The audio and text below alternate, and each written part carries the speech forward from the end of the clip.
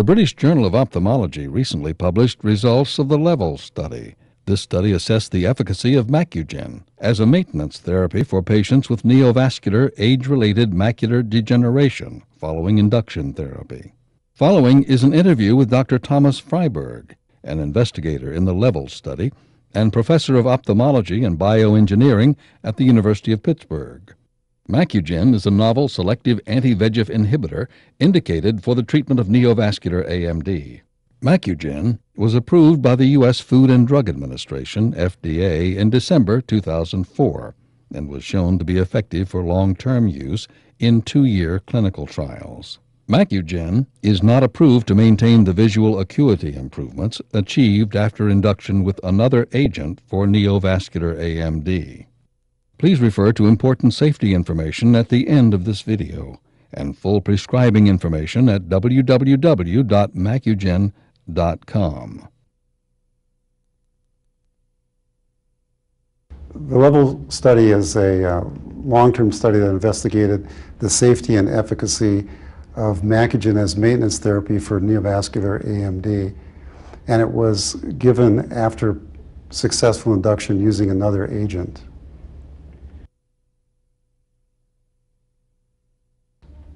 Well, you start out with using injections of a non-selective agent, which potentially have more safety concerns, and then switch them to a selective agent vis-a-vis Macugen, which has a long-term safety record.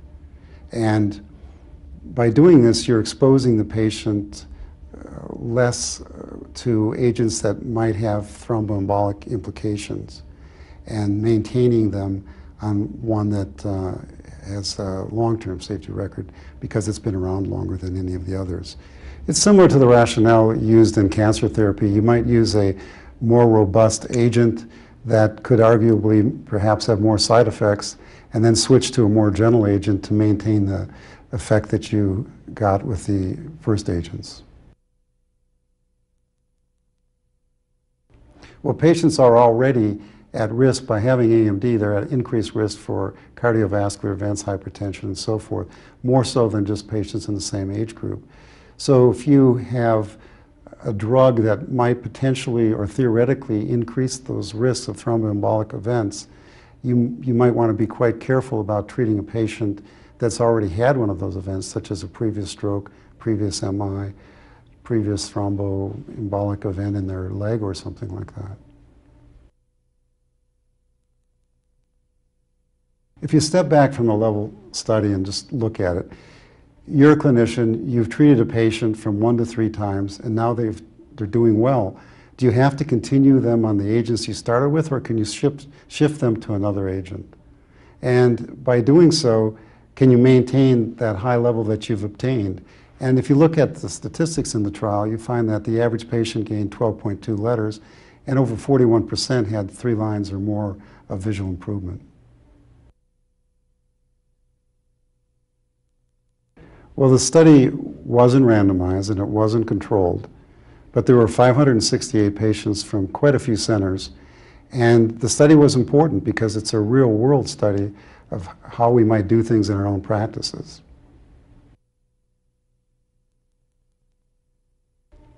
I think those retinal specialists that have dismissed Macugen as an agent that doesn't work perhaps should re-examine its use within their own practice. Maybe there is a role. Maybe there is a safer way to treat these patients. Particularly, it looks like we're going to have to treat them more often. So in that respect, having another option is really important. Well, if you look at these drugs on label, the pan-VEGF inhibitors on label are given every month, whereas Macugen on label is given every 6 weeks. So that in itself decreases the treatment burden for the patient and their families, which is substantial.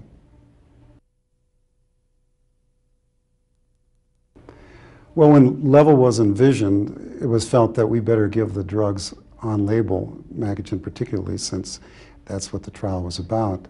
So it was given every 6 weeks with respect to the trial.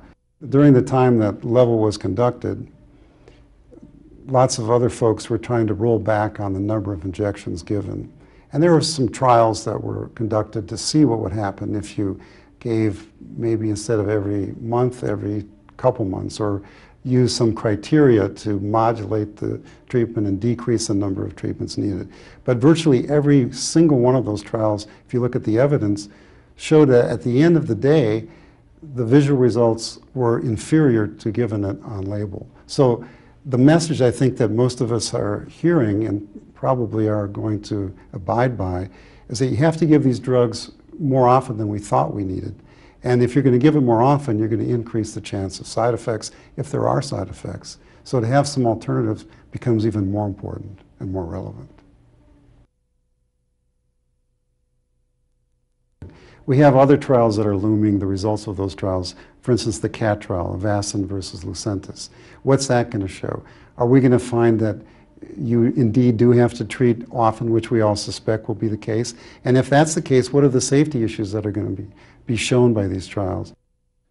Macugen is contraindicated in patients with ocular or periocular infections, or with known hypersensitivity to pegaptanib sodium or any other excipient in this product.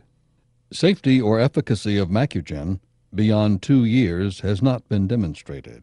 Intravitreal injections, including those with Macugen, have been associated with endophthalmitis. Proper aseptic injection technique, which includes use of sterile gloves, a sterile drape, and a sterile eyelid speculum or equivalent, should always be utilized when administering Macugen. In addition, patients should be monitored during the week following the injection to permit early treatment should an infection occur. Increases in intraocular pressure, IOP, have been seen within 30 minutes of injection with Macugen. Therefore, IOP, as well as the perfusion of the optic nerve head, should be monitored and managed appropriately. Rare cases of anaphylaxis-anaphylactoid reactions, including angioedema, have been reported in post-marketing experience following the intravitreal administration procedure. Serious adverse events related to the injection procedure, occurring in less than 1% of intravitreal injections, included endophthalmitis, retinal detachment, and iatrogenic traumatic cataract. Most frequently reported adverse events in patients treated for up to 2 years were anterior chamber inflammation, blurred vision, cataract, conjunctival hemorrhage, corneal edema, eye discharge, eye irritation, eye pain, hypertension, increased IOP, ocular discomfort, punctate keratitis, reduced visual acuity, visual disturbance, vitreous floaters, and vitreous opacities. These events occurred in approximately 10% to 40% of patients.